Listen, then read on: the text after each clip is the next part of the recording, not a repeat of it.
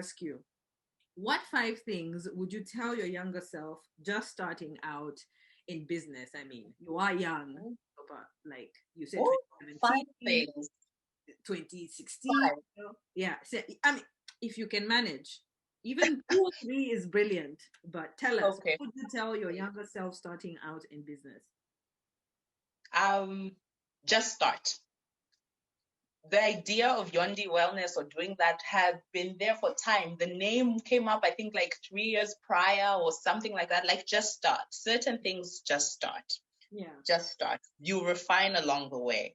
Number 2, partner up. It really helps to have people to hold your hand or to carry you along when you are weak. Definitely, definitely. Partner up if you can. Number 3, if it doesn't make money, it doesn't make sense. But I would like to clarify this. At a point, of course, there's initial years where you won't make money. There'll definitely be losses, but you have to know when to give up, to say, guys, this is not working. We need to change strategy, right? So I think know when to quit. Know when to quit. Yeah. The 4th thing, the work is the work. We're in a digital age, we get very caught up in the look of it. Yeah. The work is the work. Yeah. And sometimes we get so caught up in posting or making it look a type of way, but the work is the work. I'll give a very real life example the other day. I can't lie, like numbers affect you. Sometimes you're on social media and like, is my business page growing? Are people following me? Am I getting the right interaction? So I was in one of those days where I was just like, oh, am I really doing the right thing by my business? Yeah. And then I said, you know what? This post may have 10 likes, but the case is that I am making money. So sometimes we get caught up in, the likes and the whatever, but the work is the work. So for me, the social media, and it depends on the business model, by the way. For me, with my yoga business, the social media is a way to connect, a way to put myself out there, but it's not the work. The actual work is on the mat. The actual work is with the client. So the work is the work. Don't get caught up in the socials and the numbers or the whatever. No. The last thing, bet on yourself. Sometimes you need a bit of audacity.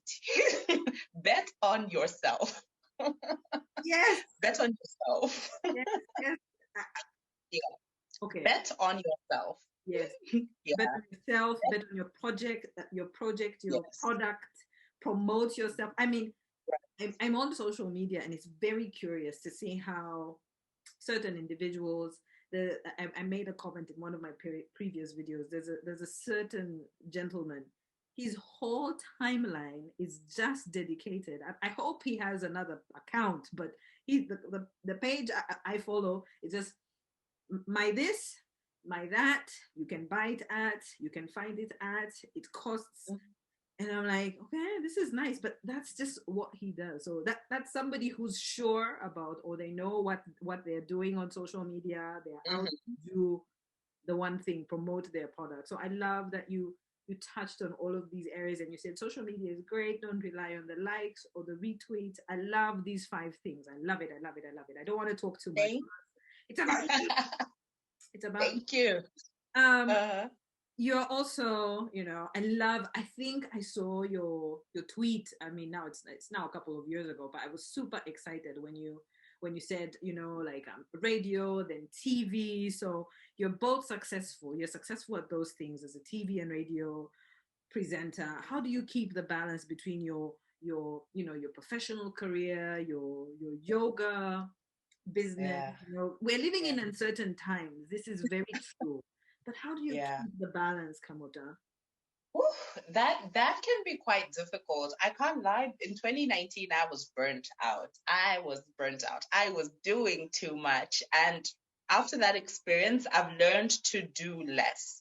Okay. And you can't always have it all. I don't want to discourage anyone. Like something will suffer. It's either your rest, it's either your personal relationships. You have to choose the thing you're willing to be like, okay, for me to achieve this and that, maybe I won't hang out as much with my friends, or maybe I'll reduce my family time.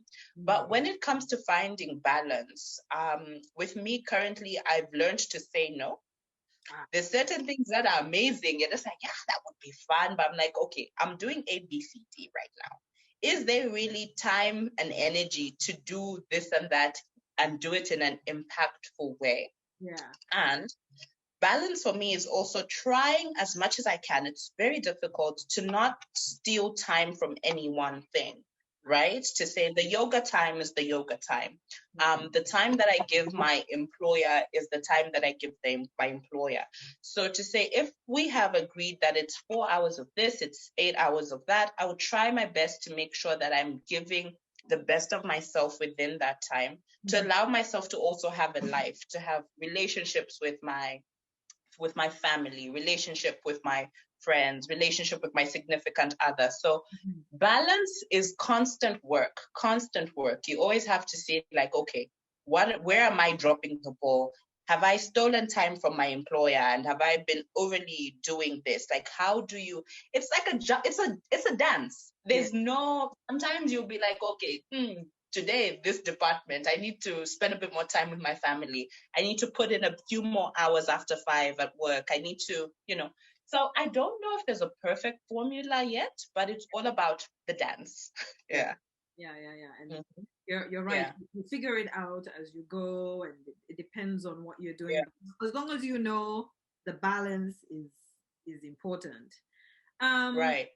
Has the pandemic made you adapt your business? What one thing, what's the one thing that, stands out to you in terms of running your business during these uncertain pandemics? I can't lie, during these uncertain times, when COVID hit last year, for when it just came on the scene, I really struggled. Like, I can't lie, I can't even tell you. I was like, let me try, do the online thing. I literally had just started a business, and then 2 months later, it's like, no, gyms, health, wellness, you guys cannot operate. People should be at home. I was like, I'm not ready. And that's the honest truth. I was not ready. And I've also learned that, you always need to have a plan, like looking at risk and continuity. And I'm still working on what is my business strategy in the event that things lock down or we can't meet anymore, right? So for me, it really taught me that we can plan, but it's things are not always the way that it is, right? And like slightly away from the question, for me, one of the things as a person that the pandemic has taught me or made me extremely grateful for is I am resourceful. I am multi-talented, and I will use what I have to bounce back and be okay. If you need to go back and pull your degree out and say, hey, I'm now looking for something, like do it. Like do what you need to do to survive. We're in very unprecedented times, and it's helpful to have I'd like to call myself as a diverse portfolio. If need be, I can write. If need be, I can audit. If need be, I can account. If need be, we can do yoga. So the pandemic has taught me the value of having several like things that you can bounce on to keep you going, right? So it's definitely been quite challenging. I'm very grateful that Zambia hasn't had the worst numbers with COVID. Things are looking a bit tricky at the moment. But when slowed down, I was grateful for private clients. I had clients who were like, okay, we can't go, come to my house. Let's do one-on-ones, So it's also about changing. I might not have gone online, but I was able to leverage relationships with people who are like, all right, come to my house. We'll be out in the garden. You're there. I'm here. Let's do yoga. Yeah, brilliant. Right. Yeah. I love that you mentioned, I mean, have the skills. You're fortunate to have those skills, but someone who's probably been doing this one thing, they might get encouraged and like, okay, so this has happened. I can't go to my regular job or do my regular thing. Maybe I learn an extra skill and try to offer that. So I love your honesty with this, and you've been very honest, because running a business on a regular regular time, no COVID, no pandemic, is complicated. But It thank is. thank you for your honesty with this. How can we encourage young people, especially young women and girls? I love girl women empowerment. I'm like, if I could put on my chest or my forehead, it would say champion of women only. So how do we encourage women to get into entrepreneurship, to start businesses? What do you think must be done or can be done? For women, Mm-hmm. I think sometimes as women, we count ourselves out. We are so capable. We are so capable. And when we actually go on the ground, to be honest, it might not be that there's a tag, but in rural areas, women are the ones in the forefront in the fields. Women are the ones holding together communities and households, right? So we might not all have a seat at a table where there's an aircon. Maybe it's a Mavala somewhere where you're saying, Vanamayo, let's put these beans in the ground and we will sell the beans or we'll do whatever. So a lot of the times we count ourselves out. We are so capable. So I think it's about saying, look, this is what I want to do and going for it. But we cannot lie to say that we don't need male allies because of the culture that we're from, the environment that we're from. We need men who champion women to say, this is my sister, this is my neighbor, this is my wife, this is my partner. She's interested in this, and I will lean into it to make sure that she succeeds and she wins. I want to give a very practical example of the pandemic, right? So if you are lucky, or if you are lucky enough to work in an organization that said, look, you can work from home, go on and work from home. A lot of people struggle to work from home because of cultural dynamics. Yeah. You're working from home, the child is crying, it's you. You're working from home, it's lunchtime, it's you. You're working from home. So it's those little things. These are all the difference. Yeah. Men can have tunnel vision and double down on their career. And it starts early. I once ran a poll on Instagram asking women and like women who follow me, how old were you when you started cooking? Some people were as young as 7 years old. So even at 7, your brother is out there playing football or whatever, playing video games, and you are already like learning the ways in the kitchen, and maybe that's taking you away from your books at a time. So it's about support structures that enable women to be at the same level as men, right? So for me, it's we count ourselves out, and we also have people who don't want to count us in anyway, because our men's lives are more convenient for the most part because of women. They're taken care of. They have, I read somewhere, women are men's self-care. Men never have to think about it. Women will be like, have you eaten? Have you, like, do you need, So it's those type of things. We need to change that drastically. So if women had a little bit off their plate to help them see themselves in a different light, we would definitely see more women comfortably step up into entrepreneurship. I'm passionate about this too, because I even want to go a little bit off tangent, but to bring up the point of, as women culturally, there's also that thing of, even if you're the one running things, you have to really shrink yourself to be humble and to be to give the man the foreground, or no, this is the boss when you're the boss, right? We need to allow women to comfortably say, oh yeah, I'm in charge. I am the one here, and I am the girl I think I am.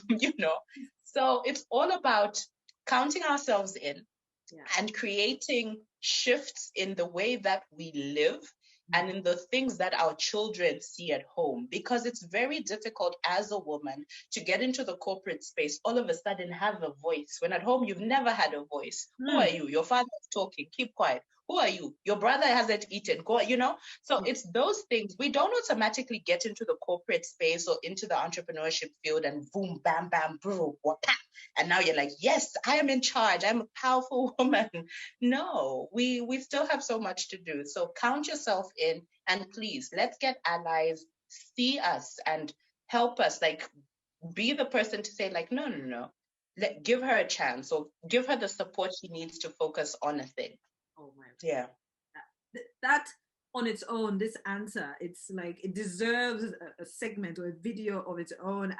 You've said everything I echo with, I agree with, and you've said it so beautifully. So thanks, Kamota. Thank you, thank you, thank Thank you. I love when my guests talk and share, you know, like it makes me feel so happy because I'm like, you know, I say this, but it's good someone else is saying it, you know. So thank Yeah, you. right. Um, Thank you. no, no. If you provide wellness for your clients, yes. Who's taking Right. care of you? Where do you go to get your wellness? And Who I am into my wellness practices. I am taking care of me. I nourish my soul. I nourish myself. I tell myself that I love me. yeah, I really make it a point. Like I meditate. I also do yoga for me. Like not for a client. Like I just get my mat, I get my videos, or I just say, today's yoga session is a me session. So self-care, keyword self, mhm, right? yeah, It's all about you. So for me, it's the little things like journaling to check in with my mind. How am I doing? Where are my thoughts? It's meditating in the morning. It's listening to affirmation soundtracks. It's listening to crystal balls or Tibetan sound balls as I bath or as I cook. So I'm really taking care of myself. I take time out. And for me, one of the important ways I take time out is also to have boundaries to say, this is me time. Like in this moment, I'm doing me. So I'm lighting my candles, I'm burning my incense, I'm saging my house, I'm saging my body. It's me. So you have to make the time. You have to be so, so deliberate about it. Yeah. yeah. Hmm. Excellent. Thank you for that. You know you're like I mean it's terrible example maybe, but like you're the rose garden owner and you sell flowers and in your house you have your own roses, the ones that you grow. You know you use your product to take care of yourself, and I love that. I love that. Thank you. What can we expect to see from you in the next 5 years? I mean, personally, I think of you and I'm hearing you talk right now. I'm like, this woman, she's going to do awesome things. But for yourself, what do you see for Yeah. yourself in 5 years? Well, I am so excited about my future. I love my present, first of all. I love my present and I'm so thankful for my present. And I'm very expectant of my future. In the next 5 years, when it comes to like the wellness aspect of it, I'd like to see Yondi Wellness having grown tremendously. Yeah, And I'd like to take it more holistic. Like I know right now my offering is primarily yoga, and I will occasionally share like a feel good quote and that type of thing. And I do sell like sage. I'd like to have like products, like wellness products, whether it's like crystals, whether it's sage, whether it's a juice out, like things that support the wellness community. I definitely want to like have a range of yoga mats or yoga blocks, that do type of it, thing, right? do it. Yeah.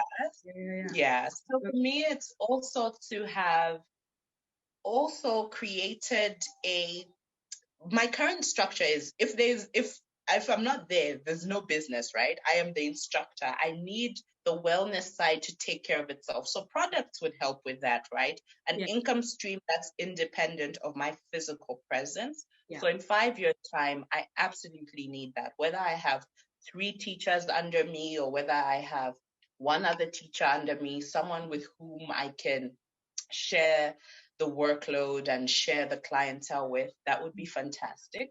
I'm also doing television at the moment, and I'd like to grow in that regard. I had come from radio, and television is a different ball game. So I'm Mm, excited to also grow. So, if you find yourself in a new space, be a learner, be a beginner, and see where that takes you. So 5 years' time, yeah. definitely seeing growth in Yondi Wellness, definitely seeing growth in my passions in media. Mhm. And I don't know where my career will take me, but I'm just open to abundance and the many ways the universe will surprise me. So yeah. Yeah. Oh, you're a fantastic guest. Thank you for sharing, for making the Thank time. I appreciate this. My hope is that some younger person, younger than you and me, or even an older person will watch this or listen to this, and they will be inspired by you. So thanks for being part of 1000 Awesome Zambians. You've made me so happy. As an interview, I'm just there. I'm like, you see me nodding away because I love everything you said. I appreciate you. Thanks so much. Thank you. Thank you very much. Please stay safe. Take care of yourself. Okay. Thank you. Yeah. Mm-hmm. Thanks again. Okay. Thank you, Inutu. Thank you. 1000 awesome Zambians. Thank you. You are awesome too. I hope you know that. Well, when you tell me, I feel awesome. Take care, sweetie. Okay. Bye-bye. Bye.